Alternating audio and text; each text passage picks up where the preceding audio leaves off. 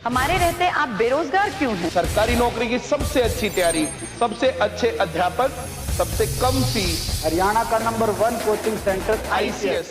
नमस्कार, मैं हूं प्रमोद और आप देखना शुरू कर चुके हैं दी सड़कनामा.com। हिसार लोकसभा क्षेत्र से कांग्रेस ने जयप्रकाश जेपी को उम्मीदवार बनाया है। पहले ये चर्चा थी कि अगर जयप्रकाश को टिकट नहीं मिलेगा तो वो निर्दलीय हिसार लोकसभा का चुनाव लड़ेंगे। भूपेंद्र सिंह हुड्डा के एक खासम खास कहे जाते हैं जयप्रकाश जेपी, और अगर चुनावों का रिकॉर्ड देखा जाए तो सबसे ज़्यादा चुनाव हैं वो जयप्रकाश जेपी ने लड़े हैं। लोकसभा को लेकर के हम बात कर लें तो लोकसभा में अब तक जयप्रकाश जेपी ने 6 चुनाव लड़े हैं, जिनमें से 3 चुनाव उन्होंने जीते हैं और 3 चुनाव हारे हैं। सभी चुनाव हैं वो हिसार लोकसभा सीट से ही लड़े हैं। अब लोकसभा में उनका ये 7वां चुनाव है। इसके साथ साथ अगर विधानसभा की बात कर लें तो विधानसभा में जयप्रकाश जेपी ने अब तक 4 चुनाव लड़े हैं, जिनमें से सिर्फ 1 चुनाव उन्होंने जीता है और 3 चुनाव उन्होंने हारे हैं। हम आपको बता दें कि जयप्रकाश जेपी अब 7वां लोकसभा चुनाव लड़ने जा रहे हैं और इस बार उनका मुकाबला भारतीय जनता पार्टी के उम्मीदवार रणजीत सिंह चौटाला के साथ होने जा रहा है।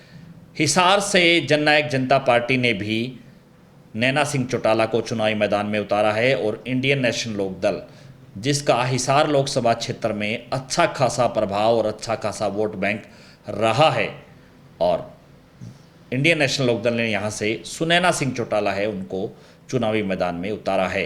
हालांकि हिसार लोकसभा क्षेत्र की बात करें तो पिछले 10 सालों से हिसार में कांग्रेस है वो तीसरे नंबर पे ही रही है, और उससे पहले जयप्रकाश जेपी ने चुनाव जीता। हम आपको बता दें कि जयप्रकाश जेपी ने 3 जो चुनाव जीते हैं हिसार लोकसभा क्षेत्र से वो अलग अलग पार्टियों से जीते हैं। पहला चुनाव उन्होंने 1989 में लड़ा था जनता दल, चौधरी देवीलाल की पार्टी थी जनता दल, और उसमें उन्होंने पहला चुनाव लड़ा और वो हिसार लोकसभा सीट से जीत करके संसद पहुँचे। उस वक्त चंद्रशेखर की सरकार में जयप्रकाश जेपी पेट्रोलियम मंत्री रहे। उसके बाद 1991 में जयप्रकाश जेपी ने जनता पार्टी से चुनाव लड़ा, लेकिन वो चुनाव हार गए। उसके बाद 1996 में जयप्रकाश जेपी ने चौधरी बंसीलाल की पार्टी हरियाणा विकास पार्टी उससे चुनाव लड़ा और वो चुनाव जीते। इसी तरह से 1998 में जयप्रकाश जेपी ने समाजवादी जनता पार्टी से चुनाव लड़ा था और वो तीसरे नंबर पे रहे थे, और 2004 में जयप्रकाश जेपी ने कांग्रेस के टिकट पर चुनाव लड़ा और वो चुनाव जीते। इसी तरह से 2009 में वो चुनाव हार गए थे, और उसके बाद से 9 के बाद यानी 10 साल 2 बार में उन्होंने यहाँ चुनाव नहीं लड़ा, और ये कह सकते हैं कि अब जयप्रकाश जेपी का ये 7वां चुनाव है लोकसभा को लेकर के।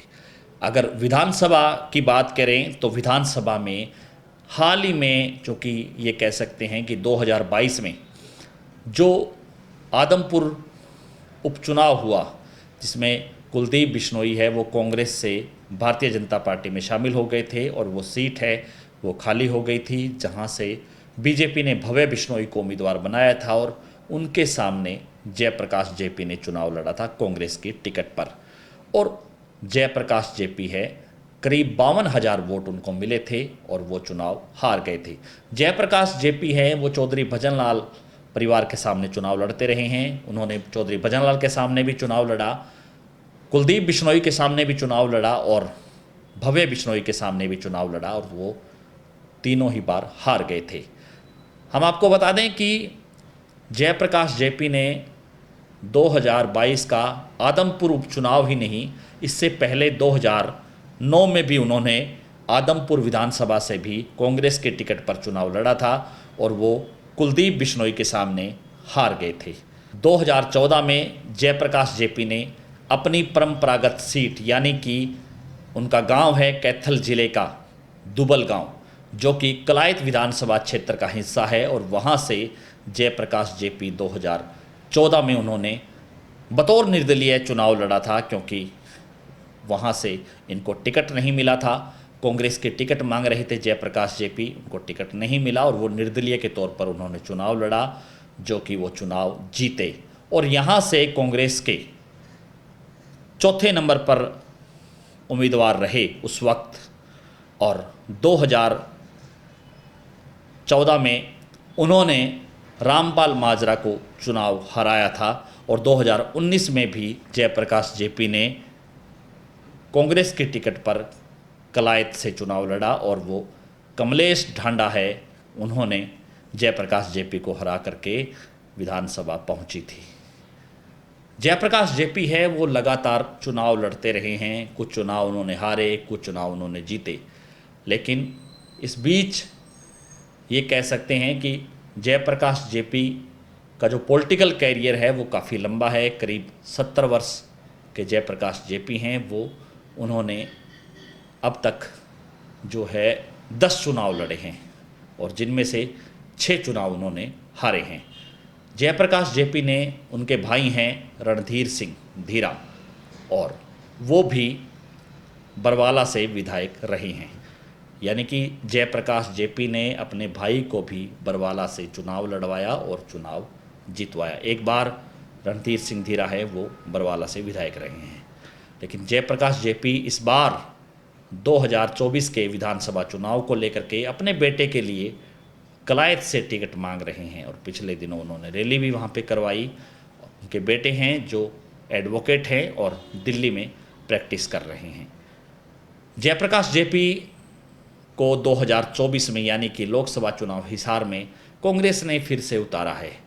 क्या कुछ समीकरण रहेंगे वो हमें आप कमेंट सेक्शन में ज़रूर लिख दीजिए, लेकिन सीधे तौर पे ये कहा जा सकता है कि भूपेंद्र सिंह हुड्डा के खासमखास जयप्रकाश जेपी, जो कभी जननायक चौधरी देवीलाल की टीम का हिस्सा होते थे, ग्रीन ब्रिगेड, और उसके बाद अलग अलग पार्टियों में रहे, बंसीलाल के साथ रहे और भूपेंद्र सिंह हुड्डा के साथ कांग्रेस में रहे और चौधरी भजनलाल परिवार के सामने उन्होंने कई चुनाव लड़े हैं। ये है जयप्रकाश जेपी की कहानी और बहुत जल्द हम बताएंगे कि 2024 में हिसार में जयप्रकाश जेपी कितने पानी में रहेंगे, 7वां चुनाव वो हारेंगे या जीतेंगे, वो भी हम आपको बहुत जल्द बता देंगे। ज़्यादा से ज़्यादा इस वीडियो को आप शेयर जरूर कर दीजिए ताकि तमाम लोगों तक की जानकारी पहुँचे। बहुत बहुत शुक्रिया।